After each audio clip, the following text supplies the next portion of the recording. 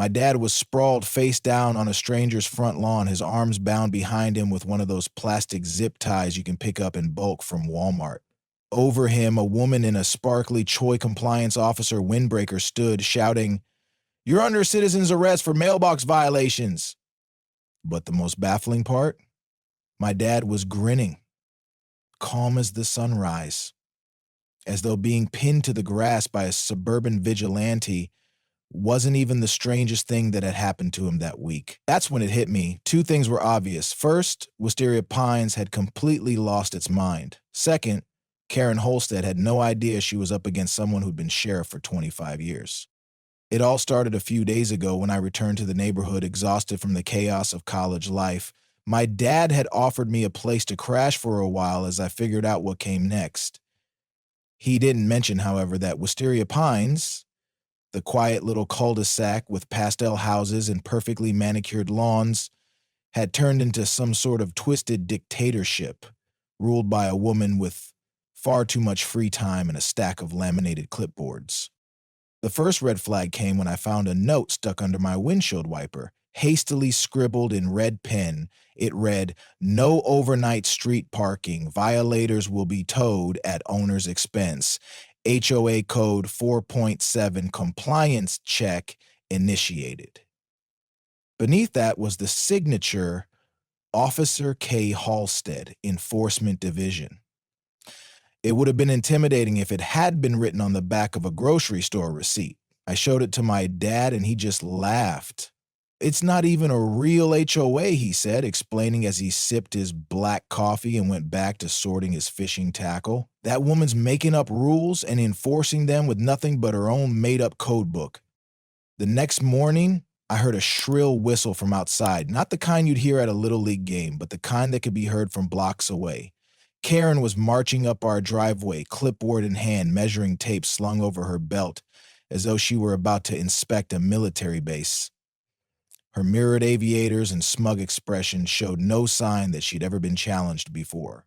My dad, completely unfazed, was in the garage, sorting through boxes of 4th of July decorations. She wasted no time, listing off violations. Our mailbox was too low by 2.3 inches. The lawn had patches of drought stress, and he hadn't filled out a color harmony form for the flower beds. My dad blinked, nodded once, and then asked, "Are you done?"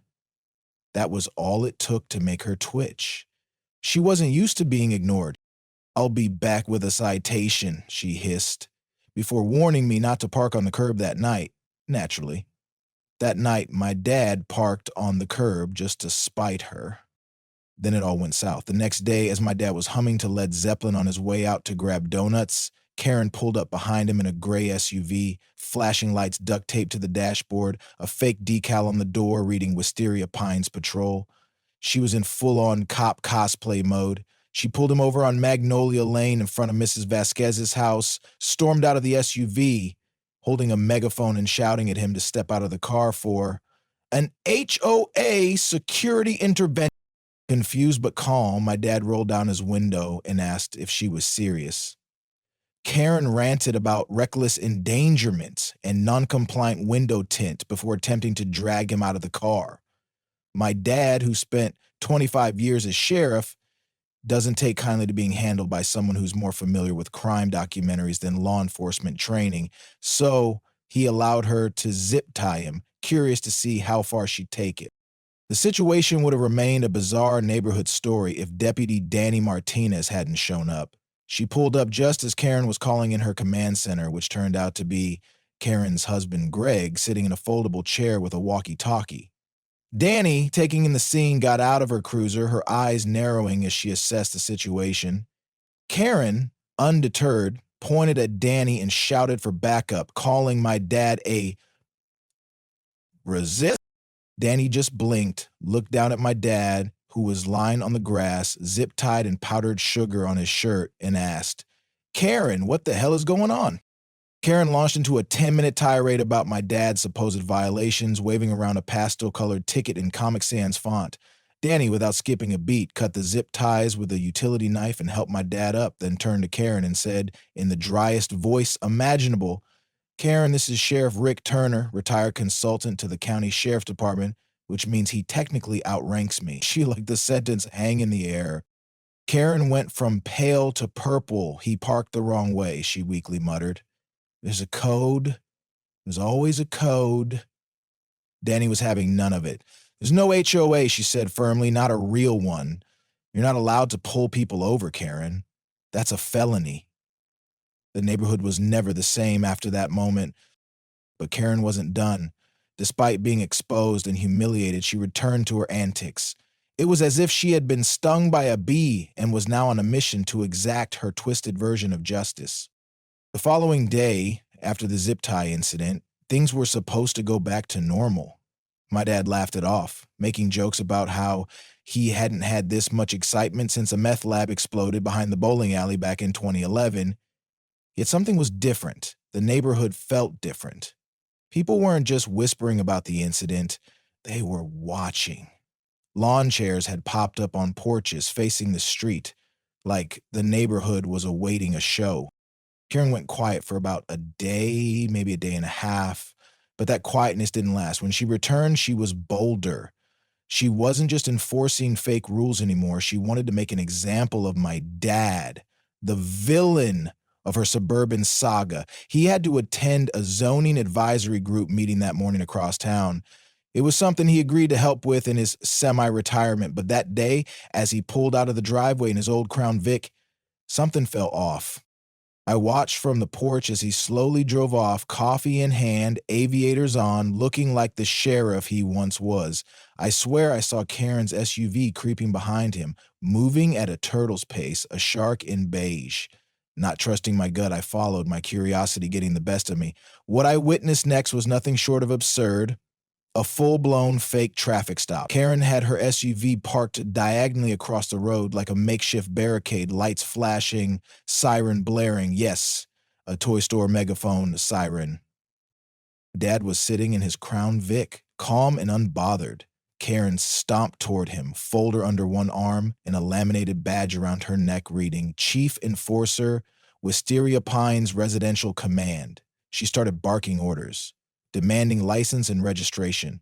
You're in direct violation of Community Code June 1st, 12, she began, her expression smug. Dad, as flat as ever, rolled down the window. You mean it looks like a cop car, he asked. She nodded, thrilled by the validation. Exactly. It creates an atmosphere of undue authority and threatens the visual harmony of our community. Dad's eyes twinkled with amusement. You're impersonating a law enforcement officer in a car with stick-on decals and Amazon lights, he said flatly. You want to talk about undue authority? Karen snapped. She ordered him out of the car, and this time her backup arrived. Her husband Greg, looking utterly defeated and holding what could only be described as a Nerf gun painted black.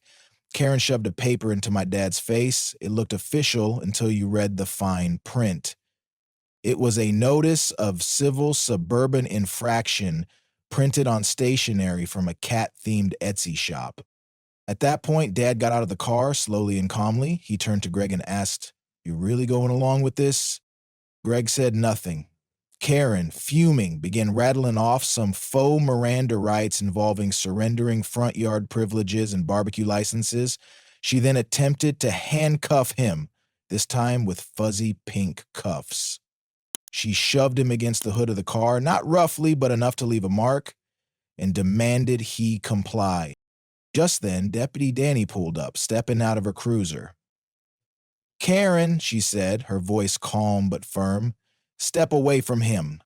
Karen, shaking with rage, turned to face her. This man is a threat to neighborhood cohesion. He's a rogue, a disruptive element, a habitual code violator. Danny took a careful step forward. You've assaulted a man, Karen. It's real jail time. This isn't a game anymore. Let him go. Karen's voice dropped to a near whisper. He's not. You're not just any man. You're the one thing standing between us and order. Karen's voice was full of contempt, but beneath it was a deep sense of desperation. You think this neighborhood doesn't notice the trash bins left out after 10 a.m.? The gnomes multiplying unchecked? Someone has to take a stand. My dad stood up slowly, cracking his neck and facing her. You know I was the sheriff of this county, right? Karen lifted her chin. Former sheriff, she corrected. You're just a man now. A man who parked illegally and disrespected the community vision agreement. At that moment, Danny, looking exhausted, stepped between them. She exhaled deeply, then spoke with measured firmness. Karen, this is your last warning. You don't have the authority to detain anyone. You're not law enforcement. This whole operation, she gestured toward the SUV and Greg, who had backed up nervously toward the car, is illegal. Karen didn't move much, just a slight step back. You're all part of it, she hissed. The decline, the rot. I'll fix it myself if I have to. Dad, still calm, pointed toward her SUV. You know impersonating a peace officer carries up to a year in county jail, right? His voice was steady, his words measured. You've got flashing lights, badges, a uniform, and you pulled me over, you cuffed me. This isn't a slap on the wrist, Karen. Karen blinked, her mind clearly racing. Greg, standing behind her, muttered, Karen, maybe we should just go home. Let's build a birdhouse or something. He seemed completely defeated by her actions. She looked at him as if he'd spoken a foreign language. With a huff, she turned on her heel and stormed back to her SUV, driving off without another word, no sirens blaring this time. Danny helped my dad into the cruiser to give a statement. I slowly emerged from behind the minivan, my phone buzzing with messages. The whole neighborhood had filmed everything. It was already up on Facebook. 17 shares, 2 slow mix edits. By that evening, I was sitting in the living room, my dad with a cold beer, meat-eating leftover takeout as we watched the video loop on someone's social media story. Karen's shrill voice shouting about vehicular aesthetics echoed through the speakers. Dad raised his bottle in a dry toast to neighborhood harmony, but it was clear to me that this wasn't over. Not by a long shot. Karen wasn't retreating. She was regrouping. And whatever she was planning next would make this whole debacle look like a warm-up. Her silence wasn't a sign of surrender. It meant something was brewing. In the following days, the neighborhood felt off. It was tense, unnervingly quiet, and it seemed as though everyone was in on something. Porch lights flicked on simultaneously every night. Trash bins were neatly arranged in perfect rows like suburban soldiers. People stopped making eye contact. Conversations that once took place openly on the sidewalks now happened in hushed whispers behind hedges. It was like the calm before the storm. Karen had returned, and this time she wasn't just enforcing rules. She was building an army. It began innocently enough. Flyers started appearing in mailboxes, no postage, simply a note that read, Neighborhood Harmony Task Force, Informational Session, Thursday, location disclosed upon RSVP. The flyer screamed with Karen's signature style, dramatic fonts, excessive use of capital letters, and a bizarre watermark of an eagle perched on a picket fence. My dad saw it and chuckled. The lady's forming a cult, he said, folding it like junk mail. A very beige cult. I, on the other hand, was intrigued. This had escalated from a nuisance to something far darker, something mysterious. I RSVP'd, of course, but used a fake name, Josh Cranston, and a burner email in case Karen was tracking responses. She sent me a time, a location, and a note about the dress code, business casual or higher. The meeting was in the basement of the community center, a place I didn't even know had a basement. As I arrived, 2 men stood by the door, both wearing khakis and navy polos embroidered with security. One held a walkie-talkie, the other a binder. They scanned me with suspicion before I told them the name I'd used. Here for the task force, I said. They nodded and let me in. Inside, the room was dimly lit with folding chairs arranged in a semicircle around a small projector screen. On the screen was a slideshow titled Operation Order Restored. Karen stood at the front wearing a navy blue blazer over a tactical vest, while Greg sat next to her, looking completely out of place. There were maybe 15 people in the room. Each one seemed like they'd been slowly pulled into this madness, one citation at a time. Karen launched into a presentation that was eerily reminiscent of totalitarian propaganda. She spoke of neighborhood decay units, visual threat grading scales, and something called architectural purity enforcement. Each slide was worse than the last. One showed a chart grading exterior paint colors on a Serenity Index, while another compared mismatched patio furniture to civil erosion. The part that truly chilled me, though, was when she clicked to a map of Wisteria Pines, marking the homes with tiny red dots. These, she said, pointing at the dots, are the violators, the holdouts, the non-compliance. Then she pointed at one dot in the center of the map, our house. She didn't mention my dad by name, but everyone knew. There are those among us who refuse to play by the rules, who challenge order, who invite chaos into our very lawns, she continued. We will not let them win, not while we have binders, and the room applauded, not with enthusiasm, but with nervous clapping, as if they were afraid not to. I slipped out quietly before things got worse, my heart racing. Karen had gone from being a clipboard-wielding nuisance to a full-fledged suburban warlord, and now she had an army. When I told my dad about the meeting, he didn't seem surprised. He just turned the volume up on the ball game and said, let her run her little cult, let her file her little reports. The minute she steps over the line, we drop the hammer. But I wasn't so sure waiting would be enough. I wanted to expose her, to break the spell she had over the neighborhood. That's when Danny and I came up with a plan. We started with the footage from Karen's GoPro, which had been recording during both the zip tie incident and the fake traffic stop.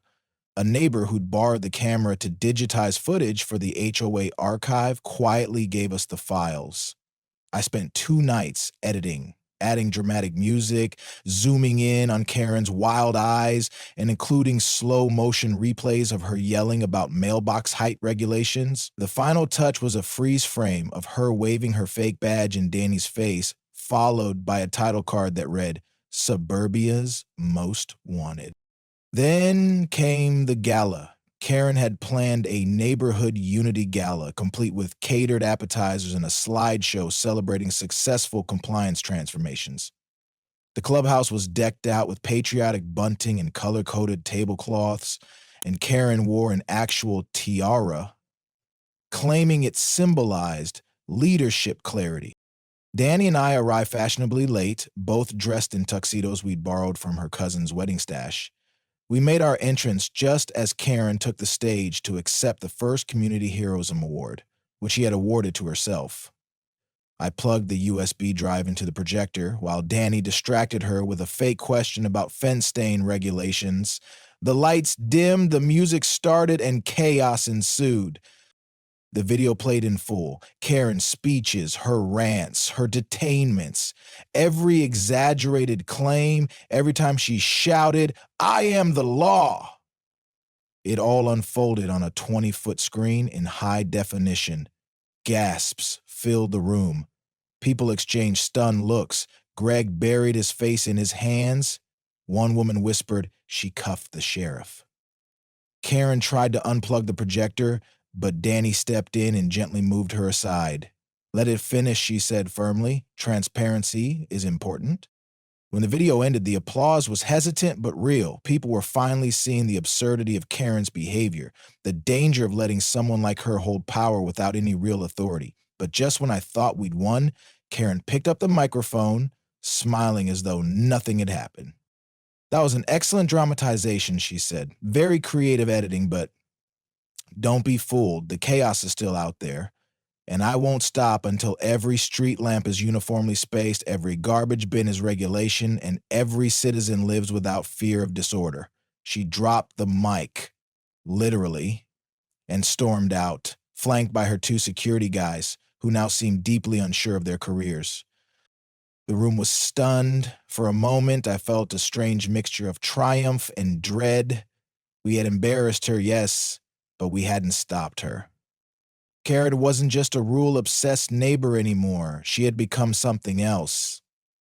Something worse. She truly believed she was the hero of this story. And those who think they're heroes, those are the ones you really have to watch out for. That night, the neighborhood didn't sleep.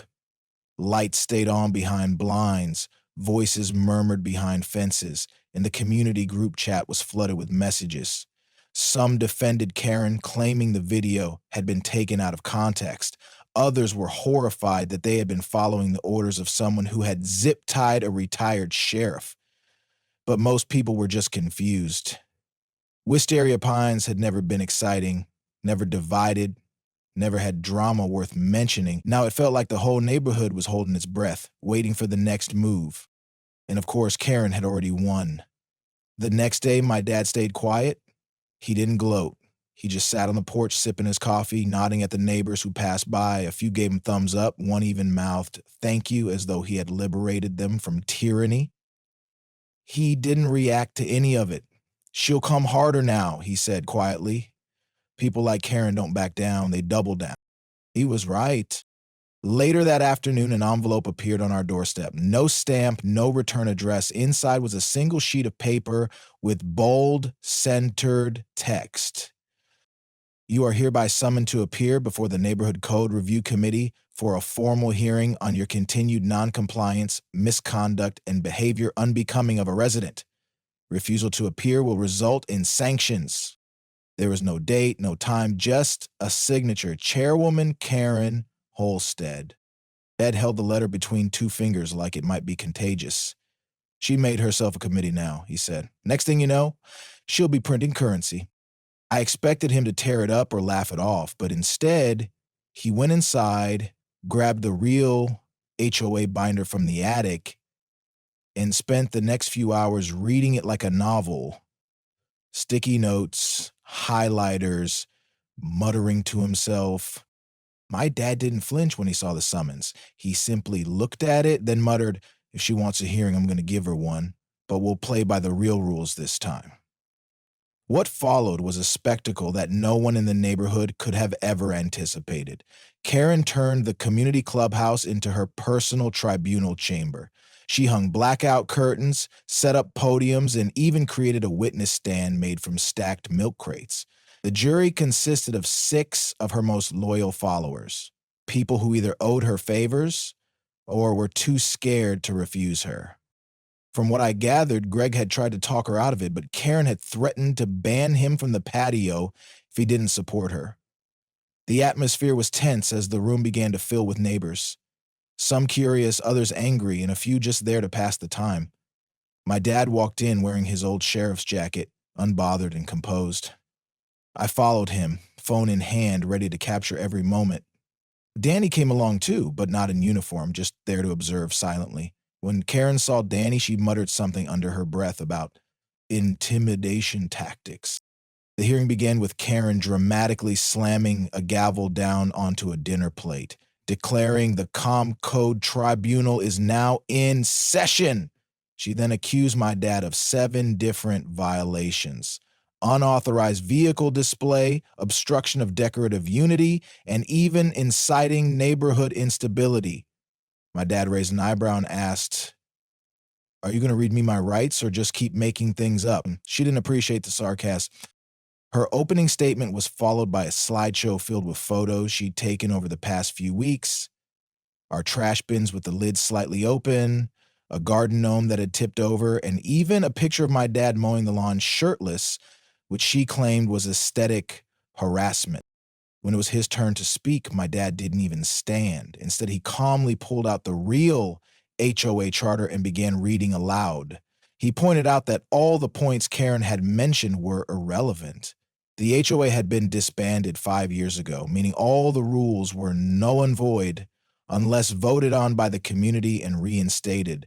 The decorative unity clause she referred to was only a suggestion, not a requirement. And as for the accusation of inciting instability, he calmly reminded everyone that the only person in the neighborhood who had tied anyone up in the last month wasn't him. A shift occurred in the room. People started to whisper among themselves.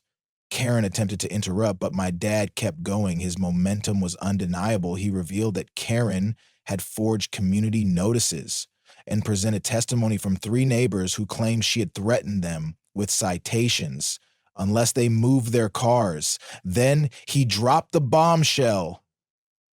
Greg stood up from the back row, walked to the folder, and held up a folder. His voice shook at first, but then he found his courage. Karen forged signatures. She created fake bylaws. She bought those security shirts off eBay, Greg said, the words coming out in a rush. I didn't want to embarrass her, but this has gone too far. She's been threatening people, bullying them, and I can't support it anymore. Karen's mouth opened, but no words came out. Greg placed the folder on the table and quietly returned to his seat. For a moment, the entire room was dead silent. Then, Danny stood up and walked to the front. She held up an official-looking report. We've been reviewing the footage, Danny said calmly. Based on what we've seen, there are grounds for criminal charges, impersonating law enforcement, assault, coercion. We're not pressing charges yet, but if there's one more incident, we will. Karen stood frozen behind her podium, her hands gripping the gavel. Without another word, she grabbed her clipboard and walked out of the room, disappearing down the hallway. No grand speech, no meltdown, just silence. After the hearing, the crowd lingered, chatting in small groups. The atmosphere had shifted. The spell was broken. People weren't scared of Karen anymore. They had seen the truth, and it was no longer just absurd. It was downright sad. Karen had built her whole identity around controlling the neighborhood. But now, that power was gone. In the days that followed, Wisteria Pines returned to its quiet, sleepy self. Neighbors started greeting each other again, trash bins stayed out longer without a second thought, and lawn gnomes began popping up in more yards as if they were symbols of rebellion. Greg started building birdhouses in his garage and mentioned he was thinking of opening a small shop in town. He even asked if I could help him design a website. I said sure. My dad finally retired for good. No more consulting, no more patrols, just fishing trips, backyard barbecues, and playing classic rock a little too loudly on weekend mornings. Danny and I spent more time together, too. Coffee, lunch, and dinner. There was something about bringing down a suburban tyrant together that made dating easier, I guess. As for Karen, she disappeared for a while. Rumors circulated that she tried to start a new HOA in a prison book club after visiting a relative, but no one could verify that. The last confirmed sighting was of her walking her dog 3 towns over, wearing oversized sunglasses and muttering about neighborhood chaos. Wisteria Pines slowly returned to its peaceful, uneventful existence, but whenever a rule seemed too strict or someone tried to tell another person where to park, the memory of the sheriff getting zip-tied in his own front yard by a woman with a fake badge lingered. We all remembered how quickly something peaceful could spiral into ridiculousness, and how important it was to know who you were dealing with before you tried to drag someone out of their car, especially when that person had once worn a real badge.